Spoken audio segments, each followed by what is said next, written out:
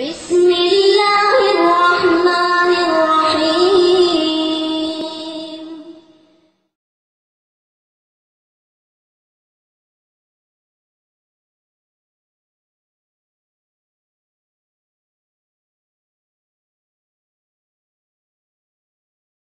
الله نحمده ونستعينه ونستغفره ونؤمن به ونتوكل عليه ونعوذ بالله من شرور أنفسنا ومن سيئات أعمالنا من يهده الله فلا مضل له ومن يضلل فلا هادي له ونشهد أن لا إله إلا الله وحده لا شريك له ونشهد أن سيدنا ومولانا محمدا عبده ورسوله أما بعد فأعوذ بالله من الشيطان الرجيم بسم الله الرحمن الرحيم إن هذا القرآن يهدي للتي هي أقوم ويبشر المؤمنين الذين يعملون الصالحات أن لهم أجرا كبيرا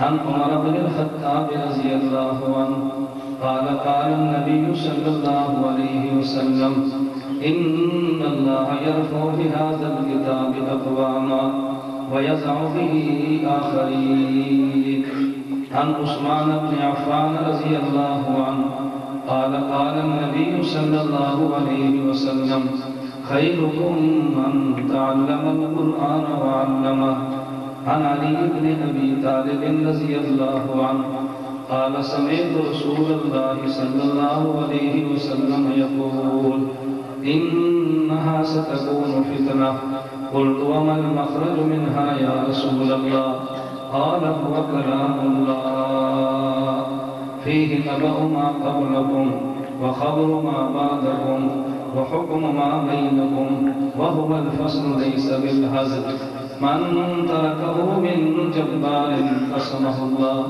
ومن ابتغى الهدى في غيره أذله الله هو حبل الله المتين وهو الذكر الحكيم وهو الصراط المستقيم وهو الذي لا تلتبس به الألسنة ولا تزيغ به الأهواء ولا يشبع منه العلماء ولا يخلق عن كثرة الرد ولا ينقضي عجائبه وهو الذي لم تنتهي الجن استمعت حتى قالوا إنا سمعنا قرآنا عجبا يهدي إلى الرشد فآمنا به من قال به صدق ومن عمل به أجر ومن حكم به أدل ومن دعا إليه هدي إلى صراط مستقيم اللهم صل على محمد وعلى آل محمد كما صليت على إبراهيم وعلى آل إبراهيم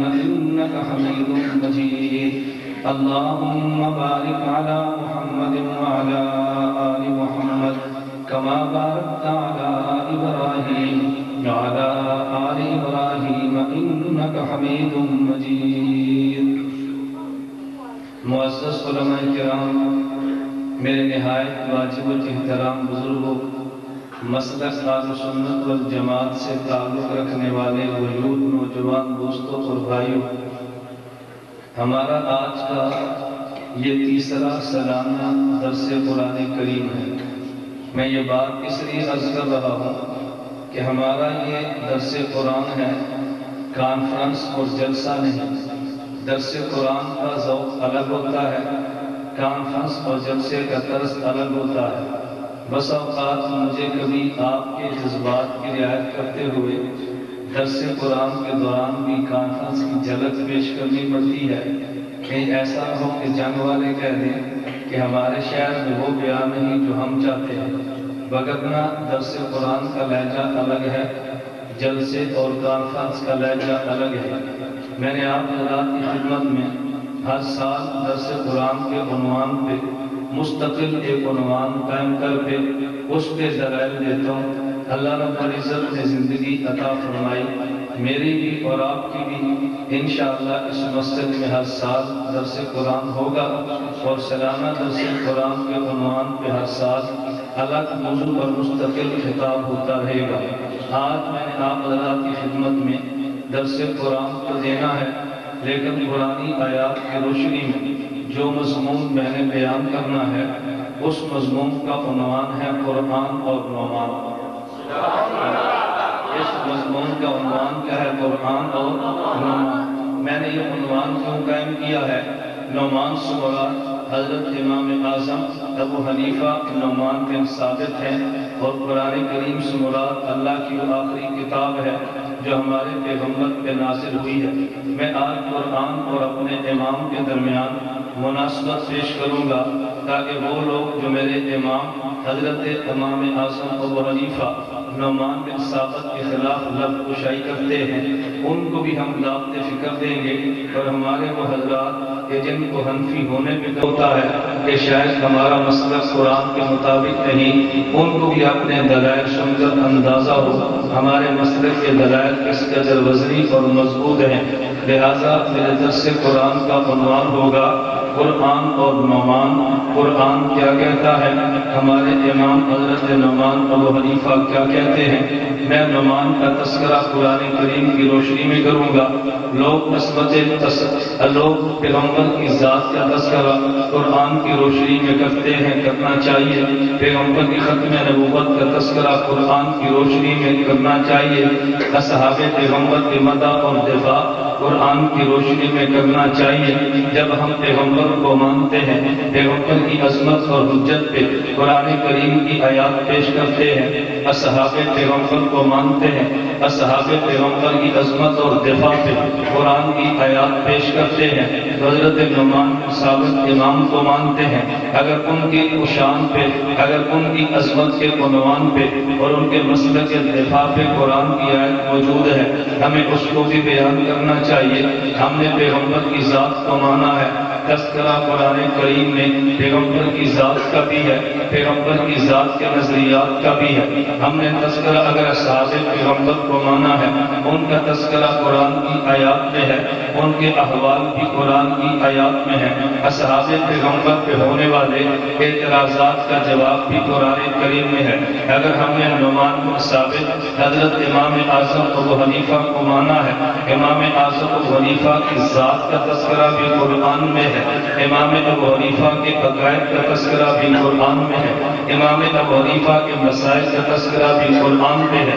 میرے امام پر جو اعتراضات آئے ہیں ان کے جوابات بھی قرآن میں ہیں، لیکن اگر ہم نے قرآن کو پڑھا یا سمجھا نہیں تو قصور میرے امام کا نہیں ہے، قصور میرا اور آپ کا تھا۔ ہم نے اپنے مسلک کو قرآن سے سمجھا نہیں۔ تو میں بھی ترتیب بات کرتا ہوں۔ نمبر 1 میرے امام کی ذات کا تذکرہ کہاں پہ، نمبر 2 میرے امام کے نظریات کا تذکرہ کہاں پہ، نمبر 3 میرے امام کے مسائل کا تذکرہ کہاں پہ، نمبر 4 اگر امام کی ذات کا اعتراض ہے ان کے جوابات کا تذکرہ قرآن میں کہاں موجود ہے۔ میں بڑی اختصار سے اپنے درس کے عنوان پہ بات کروں گا، بس آپ ذہن میں رکھ لیں ہمارے آج کے درس کا عنوان ہے قرآن اور بولیے عنوان ہے قرآن اور نعمان۔ آپ نے میرے بیان کے دوران نعرے نہیں مارنے، صرف میری بات کو سمجھنا اور آپ نے توجہ سے یاد کرنا ہے۔ میں انشاءاللہ العزیز اپنا آج کا بیان آپ کو یاد بھی کراؤں گا اور آپ کو سمجھاؤں گا بھی۔ کبھی آدمی بات سمجھتا ہے مگر یاد نہیں کرتا، کبھی یاد کرتا ہے اور سمجھتا نہیں ہے۔ میں نے سمجھانا بھی ہے اور یاد بھی کرانا ہے انشاءاللہ۔ ایک کو اس کا کام ہوگا، اس کو تھوڑا سا سادہ کرو۔ میں اصل میں تھوڑا دیہاتی قسم کا خطیب ہوں، خطیب دیہاتی ہو، اسپیکر شہری ہو تو جوڑ نہیں بنتا۔ اس کو تھوڑا سا سادہ کریں، اس لیے کہ کچھ اس نے بولنا ہے کچھ میں نے بولنا ہے۔ آپ ذرا توجہ رکھنا۔ میں نے عرض کیا میں نے آپ کو عنوان سمجھانا بھی ہے اور آپ کو عنوان یاد بھی کرانا ہے۔ اگر آدمی نہ سمجھے تو بھی مزہ نہیں، اگر سمجھے اور یاد نہ کرے تو بھی مزہ نہیں۔ اب توجہ رکھنا، ترتیب بات آپ میرے دلائل پہ غور کرتے جانا۔ اگر کوئی میری بات آپ کے قابل اشکال ہو آپ چٹ لکھیں، جواب دینا میری ذمہ داری میں شامل ہے۔ اگر آپ حضرات میری دلیل سے اختلاف رکھیں مجھے چٹ لکھیں، جواب دینا میری ذمہ داری میں شامل ہے۔ میں اپنے موقف پہ خطابت نہیں کرتا، اپنے موقف پہ وکالت کرتا ہوں، تو وکیل کو ٹکٹوں سے کبھی پریشان نہیں ہونا چاہیے، وکیل کو اعتراضات سے کبھی الجھن میں نہیں پڑنا چاہیے۔ اور میں اپنی قوم کو یہ بات بڑی کھل کے کہتا ہوں، جس قوم کا وکیل تگڑا ہو اس قوم کو کبھی الجھن اور پریشانی کا شکار نہیں ہونا چاہیے۔ آپ کے مسئلہ کی وکالت ہمارے ذمہ ہے، اور انشاءاللہ میرے اللہ نے توفیق عطا فرمائی، ہم اپنے مسلک کی وکالت کا حق ادا کریں گے انشاءاللہ۔ نمبر 1، میرے امام کی ذات کا تذکرہ قرآن کریم میں کہاں پہ موجود ہے؟ آپ قرآن کریم کی آیت پڑھ کے دیکھیں، حضرت عیسیٰ علیہ السلام نے جب اپنی قوم کو بشارت بھی دی ہے، اس کا تذکرہ حضرت احمد کے نام سے کیا ہے۔ میں میری قوم میں ایک نبی کی بشارت دیتا ہوں، جو نبی آئے گا اور اس نبی کا نام احمد ہوگا۔ ہم نے پیغمبر کی ذات کو مانا ہے، تذکرہ جو قرآن میں تھا اللہ رب العزت نے اسی بارے میں ایک دوسری صورت میں تذکرہ کیا ہے، اور اللہ رب العزت نے یوں فرمایا، توجہ رکھنا، فرمایا اللہ کی ذات تو وہ ہے کہ جس نے پیغمبر کو بھیجا ہے، لیکن نبی کو امیین میں بھی بھیجا ہے جو عرب کے رہنے والے تھے، وآخرین منہم لما یلحقوا بہم، اور ان امیین کے بعد آنے والے لوگ ان میں بھی خدا نے پیغمبر کو بھیجا ہے۔ اللہ نے 2 طبقوں کا تذکرہ کیا، ایک وہ طبقہ جسے امیین کہتے ہیں، یہ عرب کے رہنے والے تھے، اور ایک طبقہ جو آخرین ہے، ابھی عربوں کے ساتھ ملا نہیں۔ روایات میں آتا ہے نبی کریم صلی اللہ علیہ وسلم سے اللہ کے پیغمبر سے صحابہ نے پوچھا، یا رسول اللہ امیین کون ہے؟ یہ بات تمہیں سمجھ آتی ہے، عرب امی ہے، ان نے کسوں سے پڑھا نہیں ہے، لیکن یہ جو قرآن آخرین کی بات کرتا ہے، اللہ کا پیغمبر امیین میں بھی ہے، اللہ کا پیغمبر آخرین میں بھی ہے۔ آخرین سے مراد کون ہے؟ اللہ کے پیغمبر نے حضرت سلمان فارسی رضی اللہ عنہ کے کندھے پہ ہاتھ رکھا اور فرمایا ام آخرین سے مراد کہ میرا سلمان ہے، جس سلمان کی اولاد میں سے ایسے لوگ آئیں گے، لوگ کان ایمان و بسریا، اگر ایمان سریا ستارے پر بھی ہوگا، لوگ کان علم و بسریا، اگر علم سریا ستارے پر بھی ہوگا، اس کے خاندان میں ایسا فارسی آدمی آئے گا جو وہاں سے بھی علم و ایمان کو لے کر آئے گا۔ حضرت امام جلال الدین سیوطی فرماتے ہیں اس میں کوئی شک اور شبہ کی بات ہی نہیں ہے، اللہ کے پیغمبر کے اس ارشاد کا مصداق حضرت سلمان فارسی کے فارس سے تعلق رکھنے والا حضرت نعمان بن ثابت امام اعظم ابو حنیفہ ہے، اس لیے کہ دنیا میں 4 امام بڑے تھے، ان میں ایک حضرت امام مالک ہے، امام مالک فارسی نہیں ہے، ان میں دوسرے حضرت امام محمد بن ادریس شافعی ہے، ان کا قبیلہ قریش تھا، فارسی تو یہ بھی نہیں تھے۔ نمبر 3 حضرت امام احمد بن حنبل ہے،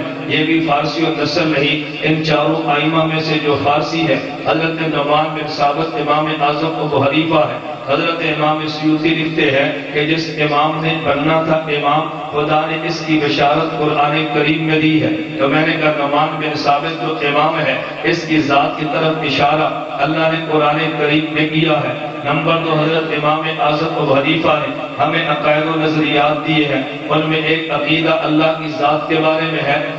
میں تمام عقائد پہ بحث نہیں کرتا، میں چند ایک اشارات عرض کروں گا، اس کی روشنی میں باقی عقائد آپ دیکھتے چلے جائیں۔ ہمیں ہمارے امام اعظم ابو حنیفہ رحمۃ اللہ علیہ نے عقیدہ دیا ہے، تو عقیدہ کون سا تھا؟ اگر کوئی بندہ پوچھے این اللہ، اللہ کی ذات کہاں پر ہے؟ کہتے ہیں موجود بلا مکان ہے، یہ اہل علم کے لیے ہے۔ اللہ کی ذات حاضر اور ناظر ہے، اہل علم سے نیچے طالب علم کے لیے ہے۔ اللہ کی ذات کہاں ہے؟ وہ ہر جگہ پہ موجود ہے، عوام الناس کے لیے ہے۔ میں نے 3 طبقات کے لیے 3 لفظ استعمال کیے ہیں۔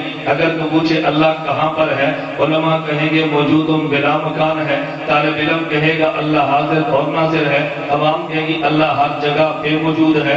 اب یہ جو ہم نے کہا اللہ کی ذات حاضر اور ناظر ہر جگہ پہ ہے، اگر یہ پوچھو دلائل کہاں پر ہے، اللہ نے تذکرہ قرآن کریم میں کیا ہے۔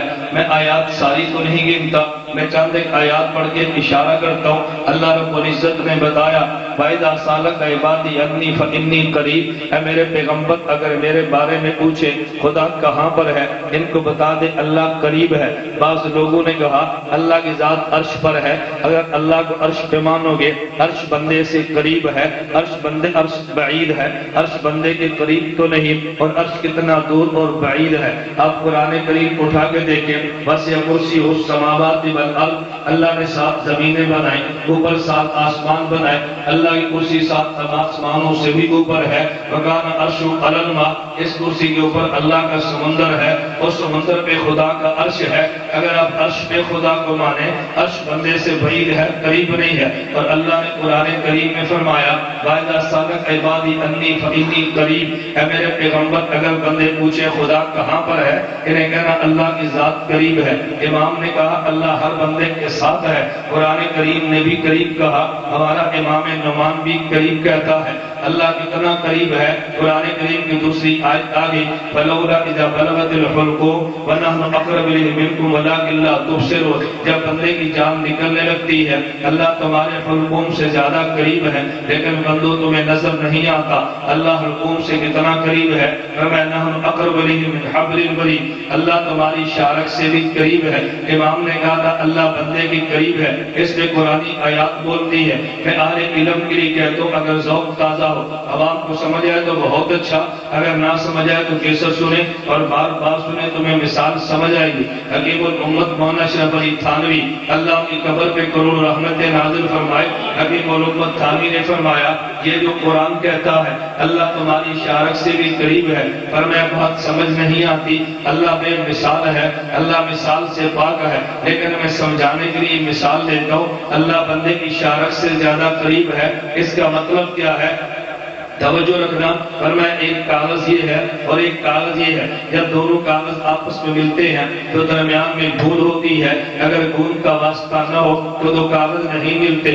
اب ہم کہتے ہیں کاغذ کاغذ کے ساتھ ملا ہے لیکن واسطہ گھون کا ہے اور گھون کاغذ کے ساتھ ملی ہے، اس کے درمیان میں کوئی واسطہ نہیں۔ اب جو کاغذ کو کاغذ سے قرب ہے اس سے زیادہ گھون کو کاغذ سے قرب ہے۔ دیکھنے میں تو لگتا ہے کاغذ کاغذ کے قریب ہے لیکن کاغذ کاغذ کے قریب کم ہے، دودھ کاغذ کے بھی زیادہ قریب ہے، کیونکہ کاغذ کاغذ کے قریب واسطہ دودھ ہے اور دودھ کاغذ سے ملی بلا واسطہ ہے۔ فرمایا شارک بندے کے ساتھ ملی ہے مگر درمیان میں واسطہ اللہ کی ذات کا ہے، اگر اللہ کی ذات کائنات میں نہ ہوتی کبھی شارک بندے کے ساتھ مل ہی نہیں سکتی تھی، تو شارک اس بندے کے ساتھ ملی ہے، درمیان میں واسطہ اللہ کی ذات کا ہے اور اللہ کی ذات بندے کے ساتھ ملی بلا واسطہ ہے۔ جیسے کاغذ کاغذ سے ملتا واسطہ گھوند ہے، گھوند کاغذ سے ملتی بلا واسطہ ہے، شارک بندے سے ملتی واسطہ خدا ہے اور خدا بندے سے ملتا بلا واسطہ، خدا بندے سے ملتا بلا واسطہ ہے۔ میں بات سمجھانے کے کہہ رہا تھا اللہ بندے کے قریب ہے۔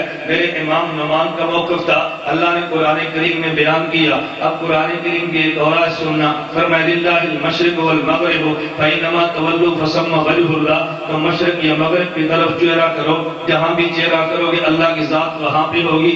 عرش تو اوپر ہے، عرش مشرق اور مغرب میں نہیں ہے۔ پتہ چلا اللہ خدا کائنات کی ہر طرف پھیلا ہوا ہے۔ نمبر ایک اور آیت پڑھے، اللہ نے قرآن کریم میں فرمایا الم تر ان اللہ یعلم ما فی السماوات و ما فی الارض ما یکون من نجوى ثلاثۃ الا هو رابعهم، اگر تم تین ہو تو چوتھا اللہ ہے، ولا خمسۃ الا هو سادسهم، اگر تم پانچ ہو تو چھٹا اللہ ہے، ولا ادنى من ذلك ولا اکثر، اگر تم کم اور زیادہ تو اللہ تمہارے ساتھ ہے۔ یہ بات امام نعمان کہہ رہے تھے کہ اللہ قرآن کریم میں کہہ رہا ہے اور میں آمنت من فی السماء، جو آسمان میں اللہ ہے، کیا تم اللہ سے محفوظ خود کو مطمئن سمجھتے ہو؟ معلوم ہو اللہ آسمان پہ بھی ہے، ثم استوى علی العرش، مستوی علی العرش ہے، معلوم ہو اللہ عرش پر بھی ہے۔ تو میرے امام کا موقع بھی تھا خدا عرش پر بھی ہے، خدا فرش پر بھی ہے، خدا آسمان میں بھی ہے۔ وَوَاللَّهُ السَّمَاوَاتُ وَفِي الْأَرْضِ، اللہ آسمان میں بھی ہے زمین میں بھی ہے۔ اب بندوں کے ذہن میں اعتراض آتا تھا یا تم نے عجیب بات کہہ دی ہے، اللہ ہر بندے کے ساتھ ہے، اللہ ہر جگہ پر ہے۔ ذرا میری دلیل پہ توجہ کرنا، میرے امام نعمان کے عقیدے پہ اعتراض ہوتا تھا جب آپ نے خدا کو ہر جگہ پہ مانا ہے تو تم نے اللہ کی ذات کو ہر جگہ پہ مانا، تو جب ہر جگہ پہ مانو گے تو جو چیزیں ایک دوسری کے ساتھ مل جائے کیا اس میں اتحاد ہوتا ہے یا اس میں حلول ہوتا ہے؟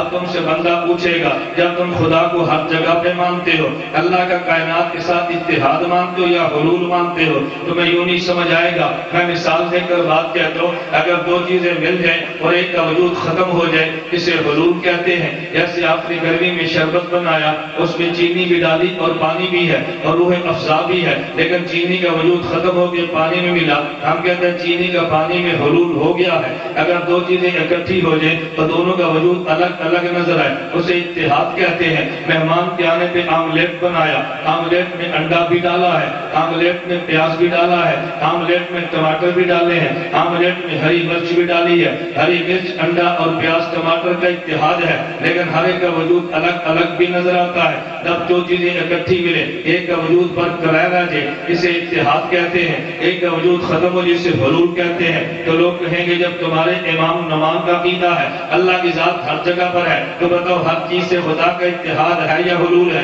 اگر اتحاد کہو گے تو یہ بھی جرم ہے، اتحاد جسم کا ہوتا ہے۔ اگر تم حلول کہو گے تو بھی جرم ہے، حلول جسم کا ہوتا ہے۔ جواب کیا دو گے؟ میں نے کہا جو میرے امام پہ اعتراض آنا تھا، اللہ نے جواب قرآن کریم میں دیا ہے۔ فرمایا قل هو اللہ احد اللہ الصمد، اللہ ایک بھی ہے، اللہ صمد بھی ہے۔ صمد کا معنی کیا ہے؟ الذي لا يحتاج الى شيء ويحتاج اليه كل شيء۔ ارے صمد وہ ہوتا ہے کائنات کا ذرہ ذرہ اس کا محتاج ہو، وہ کائنات میں کسی کا محتاج نہ ہو۔ میرے امام نعمان کا عقیدہ ہے اللہ دیکھتا ہے لیکن دیکھنے میں آنکھ کا محتاج نہیں ہے، اللہ سنتا ہے اللہ سننے میں کان کا محتاج نہیں ہے، اللہ پکڑتا ہے اللہ پکڑنے میں ہاتھ کا محتاج نہیں ہے، اللہ چلتا ہے اللہ چلنے میں پاؤں کا محتاج نہیں ہے، کیوں؟ وہ تو صمد ہے۔ صمد کہتے ہی اسے ہیں جو کائنات میں کسی کا محتاج نہ ہو۔ تو پھر میرے امام کا عقیدہ سننا، خدا بولتا ہے زبان کا محتاج نہیں ہے، خدا سنتا ہے اللہ کان کا محتاج نہیں ہے، اللہ دیکھتا ہے خدا آنکھ کا محتاج نہیں، وہ دیکھتا ہے مگر آنکھ سے پاک ہے، وہ سنتا ہے مگر کان سے پاک ہے، وہ بولتا ہے مگر وہ زبان سے پاک ہے، وہ ہر جگہ موجود ہے مگر وجود سے پاک ہے۔ ہر جگہ موجود ہے مگر جسم سے پاک ہے۔ اعتراض تو تب ہوتا جب ہم خدا کا جسم مانتے، اللہ تو جسم سے پاک ہے۔ اس سے ایک اور مسئلہ بھی حل ہوا۔ اگر تجھے میری بات پر یقین نہ ہے، صبح کسی اہل حدیث سے پوچھنا، کسی غیر مقلد سے پوچھنا، وہ عقیدہ پک کر تجھے یہ کہے گا اور میں کتابوں کے حوالے دوں گا۔ آئیے عقیدہ سیکھیے، آپ کتاب اٹھا کے دیکھ لو، طالب الرحمان غیر مقلد نے لکھی ہے، اس میں بھی اعتراض کرتا ہے۔ اور یہ غیر مقلد مجھے کہنے لگا کہ دیوبند والوں تم یہ بتاؤ اللہ کی ذات کو ہر جگہ پہ مانتے ہو؟ میں نے کہا جی ہاں ہر جگہ پہ مانتے ہیں۔ توجہ رکھنا، اس مذہب کی غلاظت بھی دیکھنا اور اپنے عقیدے پر اعتراض بھی دیکھنا۔ تو فوراً کہنے لگا اللہ کی ذات ہر جگہ پہ مانتے ہو؟ میں نے کہا جی ہر جگہ پہ مانتے ہیں۔ کہتا ہے خدا کی ذات کو لیٹرین میں بھی مانتے ہو؟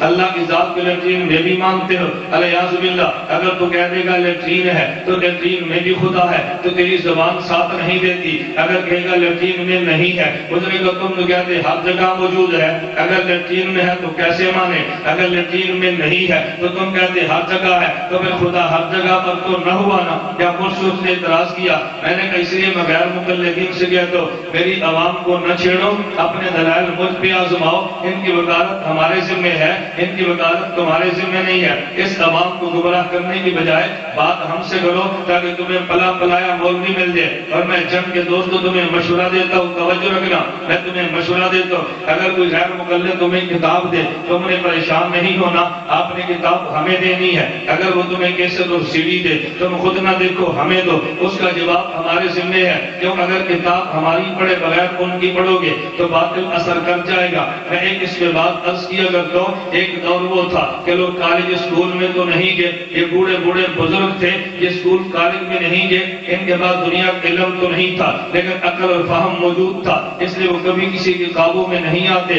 انگریز پاکستان میں ہندوستان میں آیا، اس نے عیسائی مذہب کو پھیلانے کے لیے پادریوں سے کہا تم اسلام پہ اعتراضات کرو۔ ایک عیسائی پادری نے بابا جی کو پکڑا، اس نے کہا بابا جی سوال کا جواب تو دو۔ پوچھا کیا سوال ہے؟ اس نے کہا یہ بتاؤ اللہ ایک ہے یا دو؟ اس نے کہا جی اللہ ایک ہے۔ اس نے کہا تم خدا کو خالق بھی کہتے ہو؟ کہا جی ہم اللہ کو خالق کہتے ہیں۔ اس نے کہا خالق ایک ہے یا دو؟ بابا جی فرمانے لگے خالق ایک ہے۔ اس نے کہا بتاؤ دوسرا خالق ہو سکتا ہے یا نہیں؟ بابا جی کہنے لگے کہ دوسرا خالق نہیں ہو سکتا۔ اس نے کہا جو تمہارا اللہ ہے یہ دوسرا خالق پیدا کر سکتا ہے یا نہیں؟ اگر تم کہتے ہو اللہ دوسرا خالق نہیں بنا سکتا تو ان اللہ اللہ کل شیء قدیر نہ ہوا، اور اگر تم کہتے ہو بنا سکتا ہے تو پھر دوسرا خالق آ بھی سکتا ہے۔ وہ بابا جی کالج تو نہیں گئے لیکن مذہب کے بڑے پکے تھے. بابا جی نے کہا یار مولوی کے پاس چلتے ہیں, ہم مولوی سے پوچھتے ہیں جواب وہ دے گا, ہمارے ذمہ جواب نہیں ہے, جواب ہمارے علماء کے ذمہ ہے. مولوی صاحب کے پاس ہے تو مولوی صاحب نے عیسائی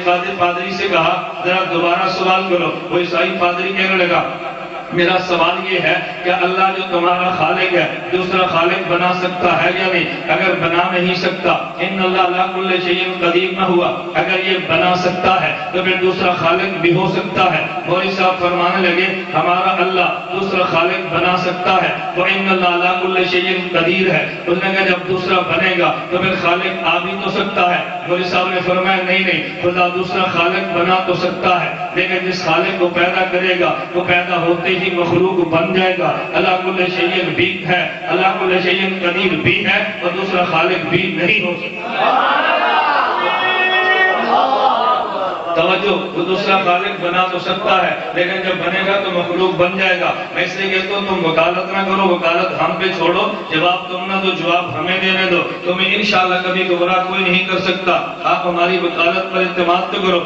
میں بتا یہ رہا تھا کہ قرآن اور نماز پہ توجہ رکھنا. میرے امام کا عقیدہ نماز کا جو قرآن کریم میں ہے اس کا عقیدے پر خدا کی قسم قرآن بولتا ہے لیکن کبھی تو نے توجہ نہیں کی. چلیے میں آگے چلتا ہوں, میں صرف اشارے دے رہا ہوں کہ میرے امام کے ساتھ قرآن کیسے چلتا ہے اور قرآن کیسے نعمان بن ثابت کے حق میں گواہیاں دیتا ہے. میں نے کہا میرے امام نعمان بن ثابت کا عقیدہ تھا انبیاء علیہ السلام کی ذات اس دنیا میں بھی زندہ ہے, ہمارے انبیاء علیہ السلام کی ذات قبر میں بھی زندہ ہے, نبی اس دنیا میں زندہ, نبی وفات کے بعد بھی زندہ ہے. کہا دلیل کیا ہے؟ میں نے کہا قرآن کریم میں ہے. توجہ رکھنا, قرآن کریم میں ہے. قرآن تو بات شہید کی کرتا ہے. قرآن کہتا ہے وَلَا تَقُولُوا لِمَن يُقْتَلُ فِي سَبِيلِ اللَّهِ أَمْوَاتٌ, کہ دیکھو اس قتل ہونے والے شہید کو تم نے مردہ نہیں کہنا بل احیا, بلکہ زندہ ہے. دوسرے مقام پر فرمایا لَا تَحْسَبَنَّ الَّذِينَ قُتِلُوا فِي سَبِيلِ اللَّهِ أَمْوَاتًا بل أَحْيَاءٌ عِندَ رَبِّهِمْ يُرْزَقُونَ. اللہ فرماتے ہیں شہید زندہ بھی ہے, شہید کو رزق بھی ملتا ہے. توجہ رکھنا, جو میں دلیل سمجھانے لگا اللہ نے شہید کے بارے میں دو باتیں بتائی. نمبر 1 یہ زندہ ہے, نمبر 2 شہید کو رزق ملتا ہے. اب مجھے تم بچاؤ, اس کائنات میں جس کو شہادت ملتی ہے وہ نبی کی تصدیق کیے بغیر شہادت مل سکتی ہے. نبی کی تصدیق کرے گا, اللہ کی راہ میں جان دے گا تو شہید ہوگا. ہمارا اہل سنت والجماعت کا عقیدہ ہے کہ پیغمبر کی وجہ سے کائنات میں آدم سے لے کر عیسیٰ کو نبوت ملی ہے, تو جو اعزازات سارے نبیوں میں ہیں وہ تنہا ہمارے محمد کے ہیں. جو معجزات خدا نے سارے نبیوں کو دیے ہیں وہ تنہا ہمارے نبی کو دیے ہیں. اس نے یوسف دم عیسیٰ ید پیدا داری آج خوبہ ہم عدالت کے تو تنہا داری. اللہ نے پیغمبر کی وجہ سے دنیا کو شہادت دی ہے, تو جو اعزاز خدا شہادت کو دیں گے, نبی کی وجہ سے شہادت کو اعزاز ملتا ہے تو پھر نبوت کو بھی اعزاز ملے گا نا. ہمارے پیغمبر کی وجہ سے آدم سے لے کر عیسیٰ کو نبوت ملی ہے, تو جتنے معجزات ان کو ملے ہیں وہ تنہا ہمارے پیغمبر کو ملے ہیں. اگر ان کو امامت ملی ہے, ہمارے پیغمبر کو سب کی امامت ملی ہے. اگر ان کو امت کی شفاعت ملی ہے, ہمارے پیغمبر کو نبیوں کی شفاعت ملی ہے. اگر پیغمبر کے اگر امت کے مقتدا ہے, ہمارے پیغمبر کو سب کے مقتدا ہیں. توجہ رکھنا, میں صرف اشارے دے رہا تھا. تو نبی کو نبوت ہمارے پیغمبر کی وجہ سے, تو سارے اعزازات ہمارے نبوت کو تنہا ملے ہیں. ہمارے پیغمبر کی وجہ سے شہادت کو اعزاز ملا ہے, تو جو اعزاز شہادت کو ملا ہے وہ ہمارے پیغمبر کی وجہ سے ہے, تو پھر نبی کو بھی ملے گا. شہید کو دو اعزاز کا تذکرہ قرآن کرتا ہے. نمبر 1 حیات ملی ہے, نمبر 2 قبر میں رزق ملتا ہے. تو پھر پیغمبر کی حیات بھی اعلیٰ ہے کیونکہ ان کی وجہ سے حیات کسے ملی ہے, رزق اس کے ملتا ہے. لیکن پیغمبر کا رزق اعلیٰ ہے کیونکہ اس کی وجہ سے رزق شہید کو ملا ہے. تو ہمارے نعمان کا عقیدہ تھا نبی زندہ ہے, تذکرہ قرآن میں ہے. ہمارے امام نعمان کا عقیدہ ہے نبی کو رزق ملتا ہے, تو تذکرہ قرآن میں ہے. اب تیرے ذہن میں سوال آتا ہے, آنا چاہیے, میں اس سوال کو بھی صاف کرتا چلا جاؤں. تو کہے گا اگر امام نعمان کا عقیدہ ہے کہ نبی قبر میں زندہ ہے تو اللہ یوں کہہ دیتے نا کہ نبی قبر میں زندہ ہے, یوں کہو کہ شہید زندہ ہے. تم نے شہید سے دلیل پکڑی ہے, اللہ سیدھا نبی کا ہی فرما دیتے, تو نبی کا کیوں نہیں کہا, شہید کی بات کیوں کی ہے؟ اس طرح توجہ سے بات سمجھنا. حدیث مبارک میں ہے نبی پاک صلی اللہ علیہ وسلم نے فرمایا کہ جب بندہ نماز جماعت کے ساتھ پڑھتا ہے اس کو 27 گنا نماز کا اجر ملتا ہے. یہ اللہ کے پیغمبر نے نمازی کے لیے بتایا. جب کے دوستو مجھے آپ بتاؤ کہ جب یہ پیغمبر نے نمازی کے لیے بتایا تو جو امام ان کو نماز پڑھاتا ہے کیا اس امام کو 27 گنا اجر ملے گا یا نہیں؟ میری دلیل پہ غور رکھنا، اللہ کے پیغمبر صلی اللہ علیہ وسلم کیا فرمایا کہ جو جماعت کے ساتھ نماز پڑھتا ہے 27 گنا اجر ملتا ہے۔ یہ نبی نے امام کا نام تو لیا نا، عام نمازی کا بتایا۔ تو جب امام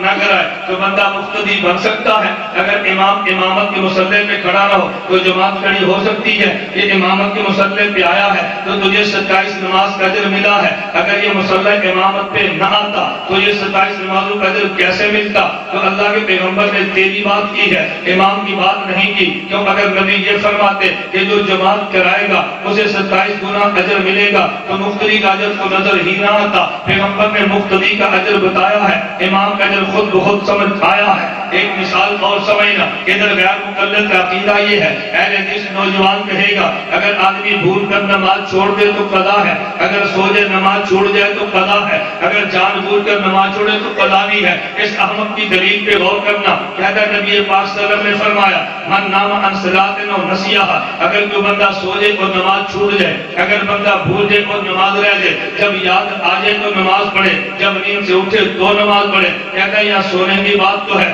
بھول جانے کی بات تو ہے، لیکن جان بوجھ کر نماز چھوڑے اس کی قضا کا مسئلہ حدیث میں ہے ہی نہیں۔ میں نے کہا خدا تجھے عقل دے، اللہ کے پیغمبر خود فرماتے ہیں میری امت کی بھول چوک معاف ہے، لیکن نماز بھول کر چھوڑے تب بھی معاف نہیں ہے۔ تو نبی پاک نے بتا دیا اگر سو گیا نماز رہ گئی تب بھی نماز کو قضا کرنا ہے، اگر یہ بھول گیا نماز رہ گئی تب بھی قضا کرنا ہے۔ تو جان بوجھ کے رہ گئی تو پھر تو قضا ضرور کرے گا۔ اگر میرے پیغمبر جان بوجھ کر نماز بھول جانے کے نماز چھوڑنے کا مسئلہ بتا دیتے تو بھولنے کا مسئلہ نہیں آنا تھا، میرے دوست سو جانے کا مسئلہ نہیں آنا تھا۔ پیغمبر نے سو جانے کا مسئلہ بتا دیا، بھول جانے کا بتا دیا، تو جان بوجھ کر چھوڑنے کا مسئلہ آ گیا۔ مقتدی کی نماز کا اجر بتا دیا، امام کی نماز کا اجر آ گیا۔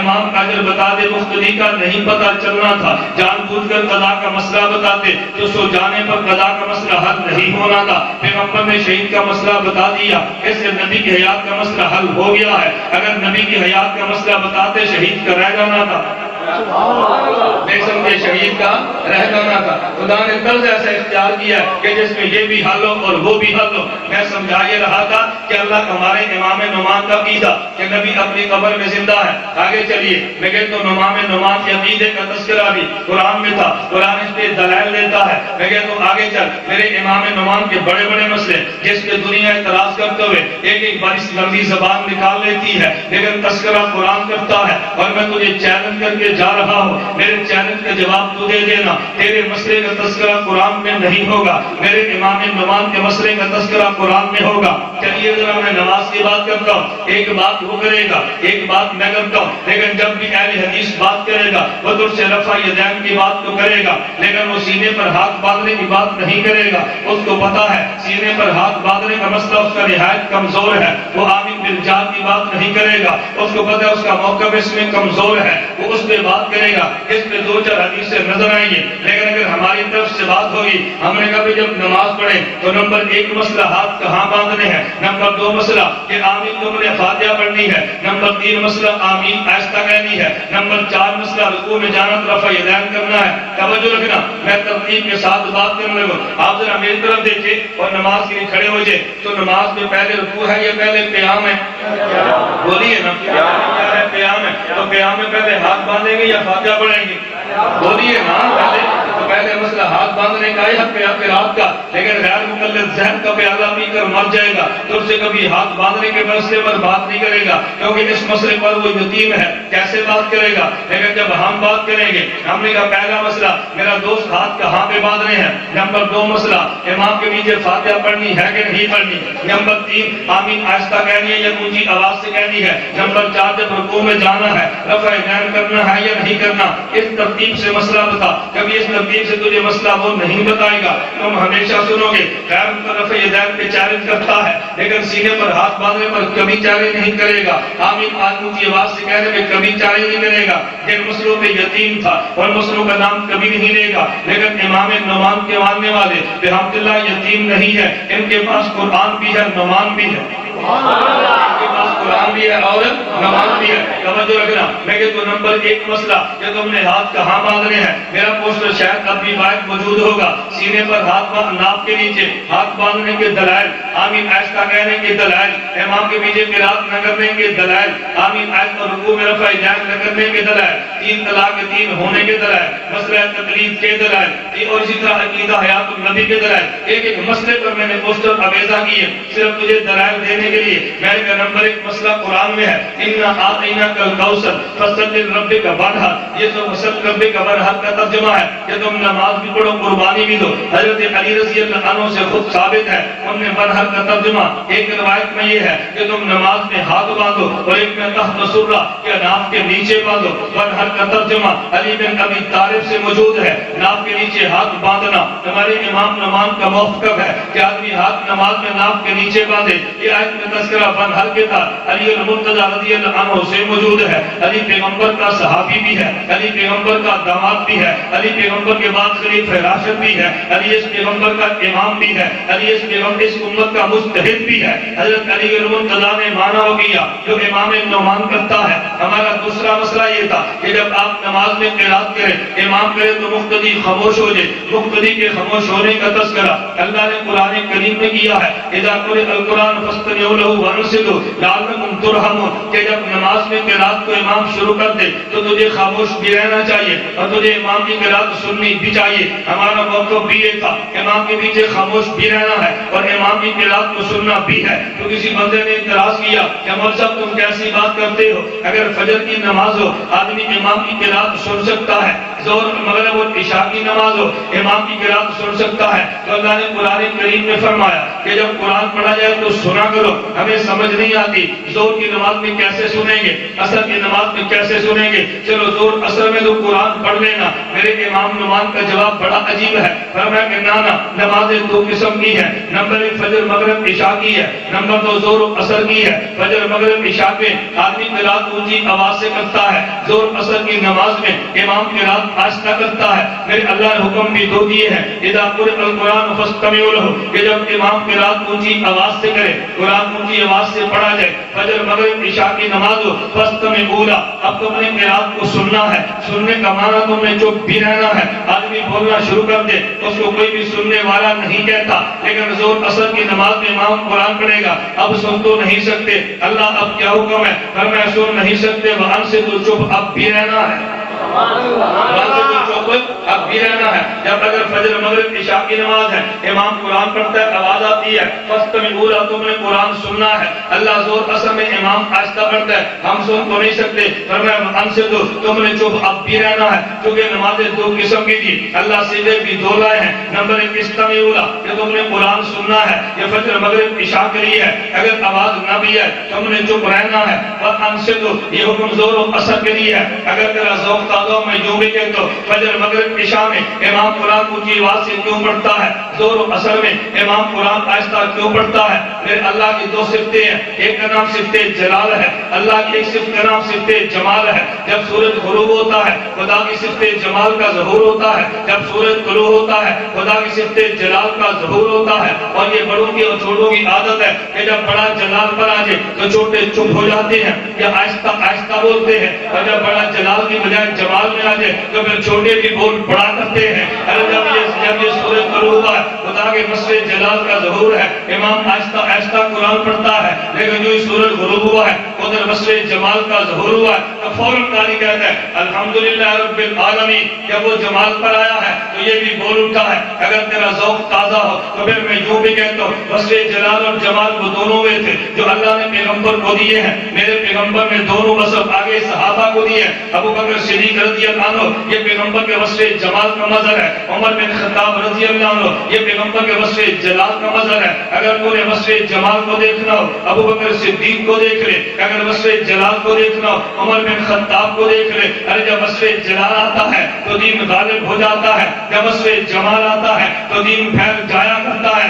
ابو بکر کے آنے سے لوگوں نے کلمہ زیادہ پڑھا ہے، لیکن عمر کے آ جانے سے کلمہ قبر سے نکل کر بازار میں گیا ہے۔ ابو بکر کے آنے سے دین پھیلا ہے، عمر بن خطاب کے آنے سے دین غالب ہوا ہے، وصف جمال سے دین پھیلتا ہے، وصف جلال سے دین غالب آتا ہے۔ میرے پیغمبر کی امت میں ایک دائی اور مبلغ ہے، ایک غازی اور مجاہد ہے۔ ارے دائی اور مبلغ وصف جمال ہے، وہ مار کھا کے جواب نہیں دیتا، وہ مجاہد اور غازی کی وصف جلال ہے، یہ مار کھاتا بھی ہے مارتا بھی ہے۔ ایک وصف جلال ہے، ایک وصف جمال ہے۔ ہم جمال میں رہ کے جلال کی مخالفت نہیں کرتے اور جلال میں آ کے جمال کی مخالفت نہیں کرتے۔ میرے پیغمبر کے دونوں مصاب ہیں، کوئی وصف جمال کا مظہر ہے، کوئی وصف جلال کا مظہر ہے۔ میں یہ کہہ رہا تھا یہ دن کو قرات آہستہ کیوں کرتا ہے، ادھر مغرب عشاء میں قرات اونچی آواز سے کیوں کرتا ہے، ادھر وصف جلال تھا ادھر وصف جمال تھا۔ میں نے کہ میرے امام نعمان کا موقف ہے، تذکرہ قرآن کریم میں ہے، سورۃ فاتحہ ختم ہوگی، آمین اونچی آواز سے پڑھے یہ آہستہ۔ میرا امام نعمان کہتا ہے کہ تم نے آمین آہستہ پڑھنی ہے، حضرت دلیل کیا ہے؟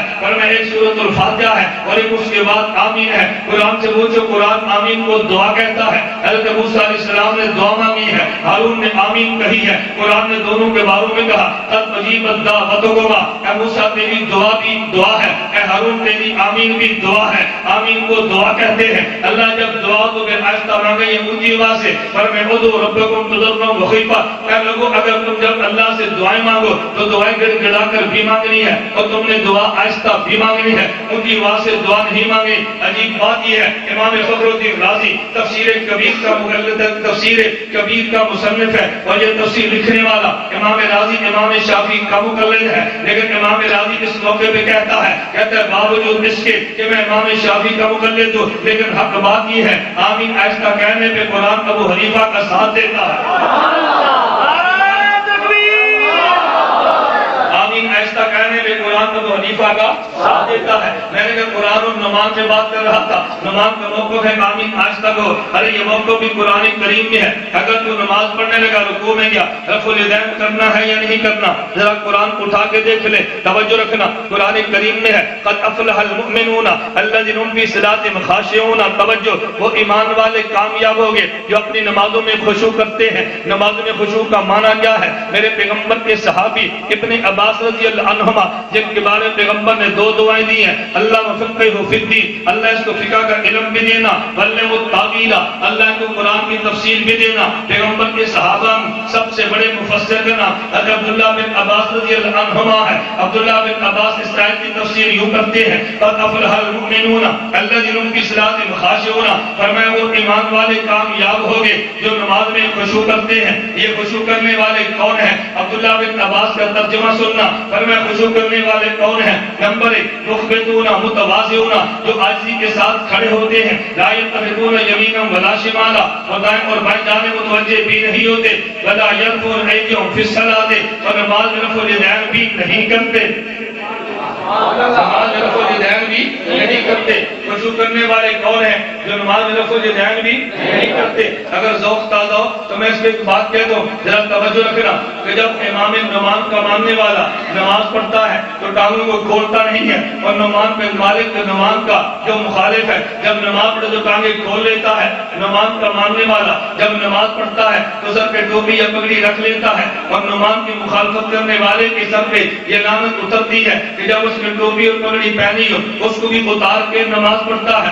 اس کی وجہ کیا ہے؟ ایک کچھ مصاف ہے انسانوں کے اور کچھ مصاف ہے جانوروں کے۔ جو جانور وہ ہوگا جو جانوروں والے کام کرے گا، انسان ہوگا انسانوں والے کام کرے گا۔ ہم نے اس لیے کہا نا ہم تقلید کو مانتے ہیں اور تقلید کرادہ سے ہے۔ کرادہ کا معنی ہار بھی ہے، کرادہ کا معنی پٹا بھی ہے، لیکن پٹا جانور کے گلے میں ڈالتے ہیں، ہار انسان کے گلے میں ڈالتے ہیں۔ انسان انسانوں والا مانا لیتا ہے اور جانور جانوروں والا مانا لیتا ہے۔ میں نے کہا توجہ رکھنا، اس نے کام کیوں کیا ہے؟ دنیا میں ایک جانور ہے جسے بیوقوف بھی کہتے ہیں اور اس جانور کو گدھا بھی کہتے ہیں۔ تم گدھے کو دیکھ لو، گدھے گھوڑے کی دو خوبیاں بڑی نمایاں ہیں۔ نمبر ایک، اگر تم گدھے کی پشت پہ دو من بوجھ لاد دو تو گدھا برداشت کر لے گا، لیکن گدھے کے سر پہ ایک چٹا کا کپڑا بھی رکھ دو تو گدھا سر مار کے اپنے سر سے کپڑے کو ہٹا دے گا۔ اس کے کمر پہ 2 من کا بوجھ اٹھانا آسان ہے۔ تو اس کو بھی دیکھ لے کہ اپنی کمر پہ اس کی قمیص دیکھنا، نیچے بنیان بھی ہوگی، نیچے سویٹر بھی ہوگا،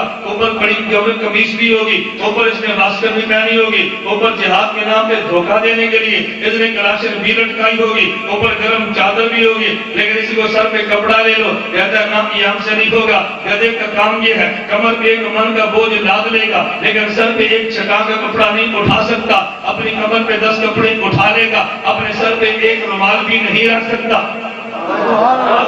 ایک رومال بھی نہیں رکھ سکتا۔ اور گدھے کی دوسری نشانی بڑی عجیب ہے، گدھا جب کھڑا ہوگا اس کی ٹانگیں بالکل ٹھیک ہوگی، جب گدھے کی کمر پہ بوجھ لا دے گا تو گدھا فوراً ٹانگیں کھول دے گا۔ اب قرآن کریم کو دیکھ لو تو قرآن یوں کہتا ہے، نماز کے بارے میں قرآن نے اصول دیا ہے کہ نماز مومنین پر تو بڑی ہلکی ہے، توجہ، مومنین پر بڑی ہلکی ہے، لیکن وہ لوگ کہ جو نماز میں خشوع نہیں کرتے نماز ان کے اوپر بہت بھاری ہے، جو خشوع نہیں کرتے نماز ان پہ بھاری ہے۔ ابن عباس رضی اللہ عنہ کیا فرماتے ہیں، خشوع کرنے والے وہ لوگ وہ ہیں جو نماز میں رفع الیدین نہیں کرتے، جو رفع الیدین نہیں کرتا نماز خشوع والی ہے، جو رفع الیدین کرتا ہے نماز میں خشوع نہیں ہے، اور جب نماز میں خشوع نہ ہو تو نماز بھاری ہوتی ہے، اور جب بوجھ ڈالا جائے تو گدھے کی نشانی یہ ہے کہ پہلے ٹانگیں ٹھیک ہوتی ہیں، جب بوجھ پڑے تو ٹانگیں کھل جاتی ہیں، جب بوجھ پڑے تو ٹانگیں کھل جاتی ہیں۔ یہ ٹھیک ٹھاک کھڑا تھا، جو ہی نماز کا بوجھ ہے تو ٹانگیں کھل گئی۔ ارے ہم انسان ہیں،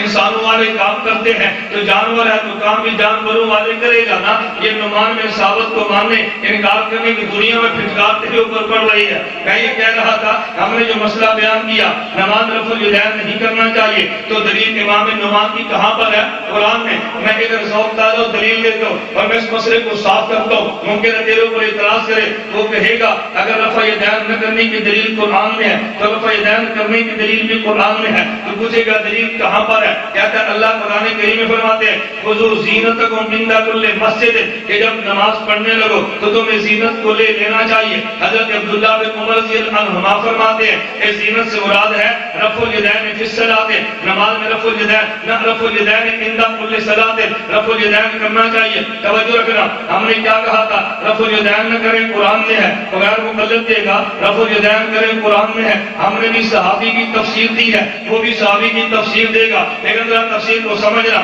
جو ہم نے آیت پڑھی ہے اس آیت کے دونوں میں فرق کرنا۔ قرآن کریم نے کہا قد افلح المؤمنون الذین هم فی صلاتهم، الذین هم فی صلاتهم۔ عبداللہ بن عباس فرماتے ہیں الذین لا یرفعون ایدیہم فی الصلاۃ، نماز میں خشوع نہ کریں، نماز میں رفع الیدین نہ کریں، یہ خشوع ہے۔ اور دوسری آیت قرآن کریم نے فرمایا خذوا زینتکم عند کل مسجد، خذوا زینتکم عند، اور زینت سے رفع الیدین ہے، یہ رفع الیدین عند کل مسجد، عند کل صلاۃ۔ توجہ، ہمیں سمجھانے کے لیے کہتا ہوں، ابن عباس فرماتے ہیں نماز میں رفع الیدین نہ کرو، ابن عمر فرماتے ہیں نماز کے ساتھ رفع الیدین کرو۔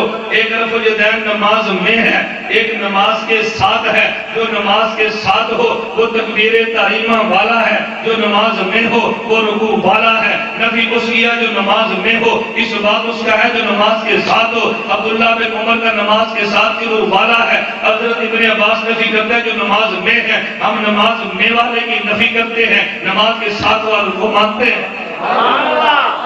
نہیں سمجھ سمجھے گا؟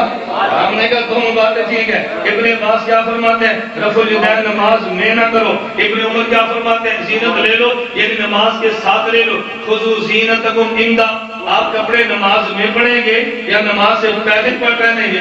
آپ نے جو کپڑے پہنے ہیں نماز نہیں ہے، نماز کے ساتھ پہلے کپڑے پھر نماز، یہ نماز اور کپڑے ملے ہوئے۔ فرمایا نا زینت کا معنی رفع الیدین ہے، ہم نے کہا یہ زینت وہ ہے جو نماز کے ساتھ ہے، یہ شروع والا رفع الیدین ہے۔ ابن عباس فرماتے ہیں نماز میں نہیں کرنا جو رکوع والا ہے، ابن عمر کہتے ہیں نماز کے ساتھ کرنا جو شروع والا ہے۔ ہم ابن عمر کی بات بھی مانتے ہیں، شروع رفع الیدین کرتے ہیں، ابن عباس کی بات بھی مانتے ہیں کہ نماز میں جو رفع الیدین ہے اس کو نہیں کرتے۔ بات سمجھئے، میرے اشکال کی تو بات ہی کوئی نہیں، میں گزارش ہی کر رہا تھا میرے امام نعمان کے موقع پہ تو قرآن بولتا ہے۔ چلیے میں ایک اہم اور آخری مسئلہ عرض کرتا ہوں، توجہ۔ امام کا مسئلہ اہم اور آخری یہ وہ مسئلہ ہوتا کہ جس پہ ہر روز وہ بکتا ہے، اعتراض بھی کرتا ہے، پمفلٹ بھی چھاپتا ہے. وہ کون سا؟ کہتے ہیں جی قرآن کریم میں ہے والوالدات یرضعن اولادہن حولین کاملین لمن اراد ان یتم الرضاعہ کہ عورت کو اللہ نے فرمایا اپنے بیٹے کو 2 سال تک دودھ پلائے. ہم نے امام حنیفہ کو دیکھا وہ کہتے ہیں 2.5 سال تک دودھ پلائے. کہتے ہیں تمہارے امام نعمان کا مسئلہ یہ قرآن کے خلاف ہے. میں نے کہا نانا تو نے قرآن کی ایک آیت پڑھی ہے، میرے امام نعمان نے دونوں پڑھی ہیں. ایک آیت پڑھے گا تو مانا اور ہوگا، دونوں آیتیں پڑھے گا تو مانا اور ہوگا. توجہ رکھنا والوالدات یرضعن اولادہن حولین کاملین. ماں کو چاہیے اپنی اولاد کو 2 سال تک دودھ پلائے. آگے 26ویں بارے میں اللہ نے یوں فرمایا ووصینا الانسان بوالدیہ احسانا. ہم نے انسان کو حکم دیا اپنے والدین کے ساتھ اچھا سلوک کرے. آگے اللہ نے فرمایا حملت امہ کرہا اس کی ماں نے پیٹ میں رکھا بڑی مشقت کے ساتھ، ووضعت کرہا اس نے جنا بڑی مشقت کے ساتھ. اگلے لفظوں پہ غور کرنا فرمایا وحملہ وفصالہ 30 شہرا. یہ عورت اپنے بیٹے کا حمل اور اس کا دودھ پلانا اور چھڑانا اس کی مدت 2.5 سال ہے. اب حمل کا معنی کیا ہے؟ اگر عورت کے پیٹ میں بچہ ہو اسے بھی حملون کہتے ہیں، اور اگر عورت کی گود میں بچہ ہو اسے بھی حملون کہتے ہیں. قرآن کریم نے کہا مثل الذین حملوا التوراۃ ثم لم يحملوها كمثل الحمار يحمل اسفارا. قرآن کریم نے کہا کندھے پر اٹھائیں تو بھی حمل ہے، گود میں اٹھائیں تو بھی حمل ہے، اور پیٹ میں بچہ ہو تو بھی حمل ہے. اب امام کی طرح امام ابو حنیفہ کی عقل فہم و فراست پہ غور کرنا فرمایا قرآن کریم نے کہا حمل عورت کا بچہ حمل. اب اس کے 2 معنی. نمبر 1 عورت کا بچہ گود پیٹ میں، اور پھر عورت کا دودھ پلانا چھڑانا اس کی مدت 2.5 سال ہے. اگر حمل کا معنی ہو عورت کا پیٹ میں بچہ ہونا پھر اس کا معنی یہ ہوگا کہ کم از کم عورت کے پیٹ میں بچہ ہونے کی مدت یہ 6 ماہ ہے، اور زیادہ سے زیادہ دودھ پلانے کی مدت 2 سال ہے. تو جب 2 سال اور 6 ماہ کو ملائیں گے 2.5 سال بنے گے. اور اگر ہم لوگ کا معنی یہ ہو عورت کا جننے کے بعد بچے کو گود میں رکھنا اور پھر دودھ پلا کے چھڑانا اس کی مدت 2.5 سال ہے. اب دودھ پلانے کی مدت 2.5 سال ثابت ہوگی. امام صاحب فرماتے ہیں ہم اس معنی کو ترجیح دیں. قرآن کریم نے کہا ہم نے آدمی کو حکم دیا اپنے والدین سے حسن سلوک کرے. کیوں؟ انہیں کا نمبر 1 عورت اپنے پیٹ میں بچے کو رکھتی ہے، پر میں حمل کا تذکرہ تو آ گیا، پھر بچے کو جنتی ہے اس کا تذکرہ بھی آ گیا، پھر بچے کو گود میں رکھتی ہے اب اس کا تذکرہ آ گیا. تو قرینہ یہ بتا رہا ہے اس سے مراد گود میں رکھنا ہے. توجہ اس سے مراد گود میں رکھنا ہے. اس سے معلوم ہے کہ 2.5 سال ہے.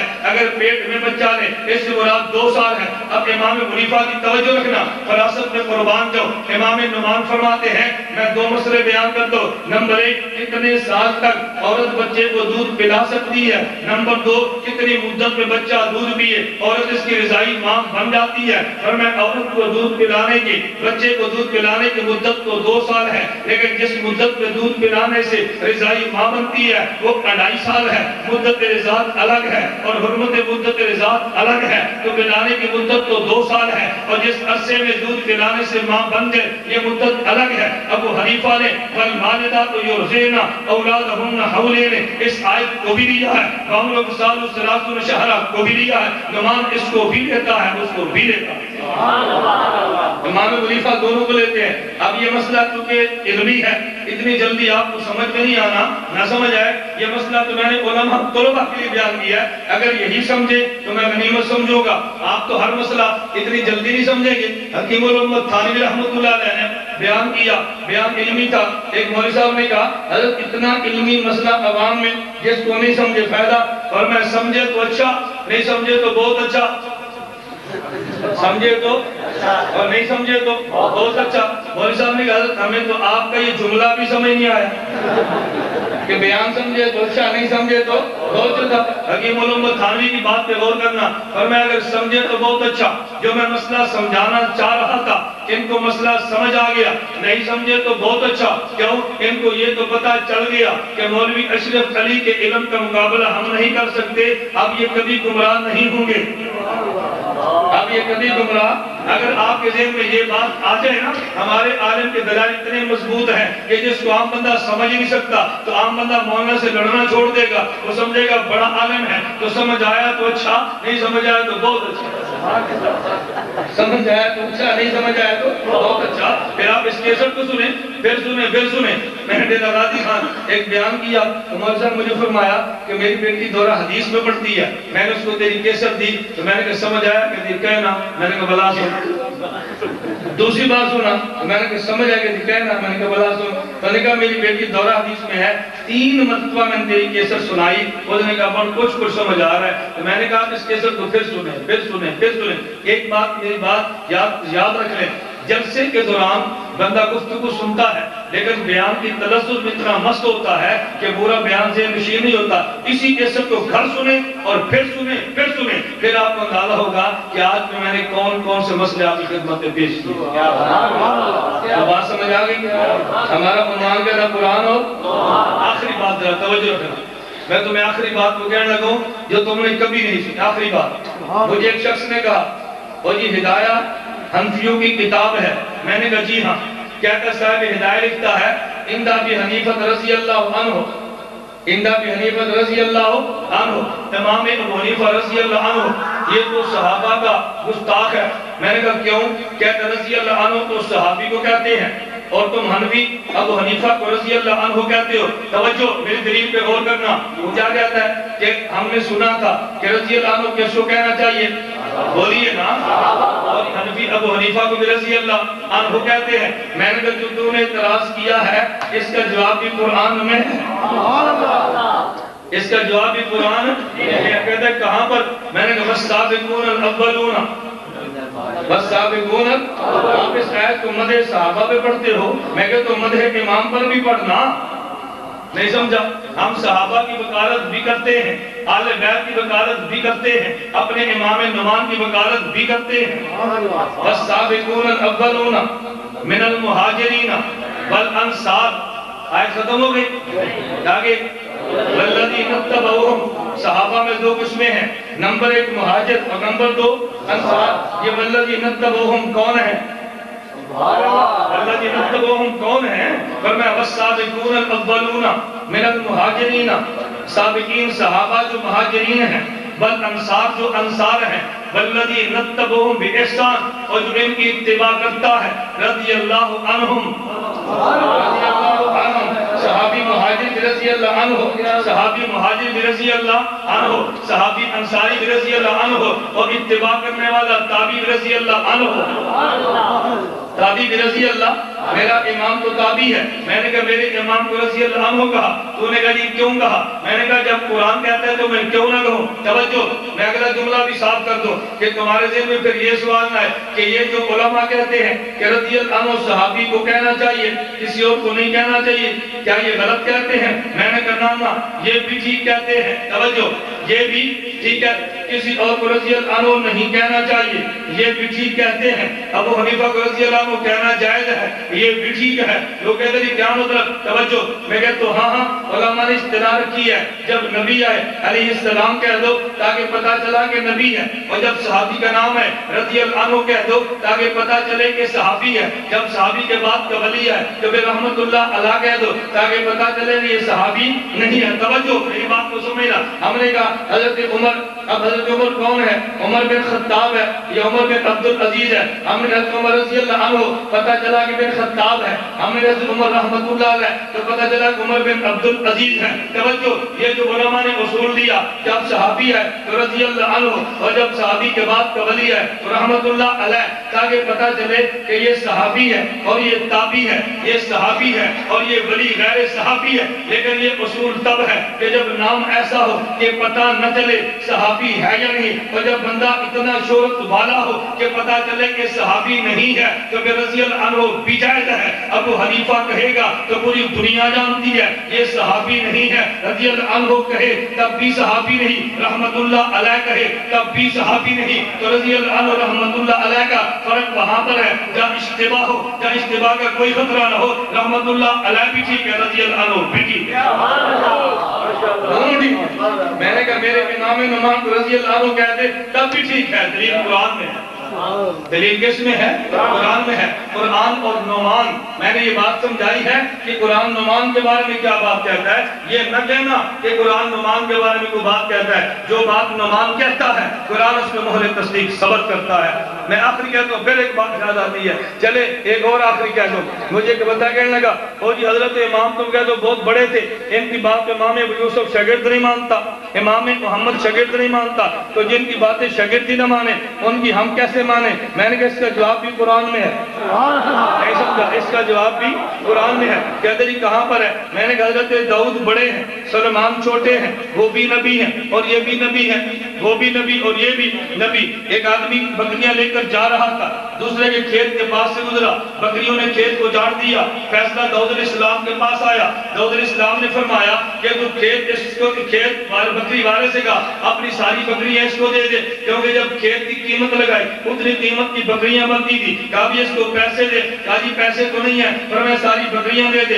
ان دونوں نے کہا چلے حضرت داؤد سلیمان کے پاس چلے. سلیمان علیہ السلام کے پاس گئے تو سلیمان علیہ السلام نے فرمایا کہ تم یوں کرو کہ بکریوں والا کھیت لے لے، کھیت میں کام کرے، اور کھیت والا بکریاں لے لے، بکریاں چلائے اور دودھ پیے. جب کھیت اتنا بڑا ہو جائے جتنا بڑا ان بکریوں نے اجاڑا تھا تو کھیت والے کو بکریاں، کھیت والے کو کھیت واپس کر دو، بکریوں والے کو بکریاں واپس کر دو، تاکہ دونوں کا نقصان بھی نہ ہو اور دونوں کی تلافی بھی ہو جائے. قرآن کہتا ہے فَفَهَمْنَاهَا سُلَيْمَانَ، ارے داؤد بھی نبی ہے، سلیمان بھی نبی ہے. اگر چھوٹا بڑے کے خلاف فیصلہ دے بھی دے تو پھر بھی بڑے کو مانا جاتا ہے. میں نے کہا خوش کتنی تھی سلیمان اور داؤد علیہ السلام کی کہ یہ طبقہ اس وقت نہیں تھا، ورنہ انہوں نے کہنا تھا ہم داؤد کو نہیں مانتے، تیری بات تو سلیمان نہیں مانتا، ہم کیوں مانے؟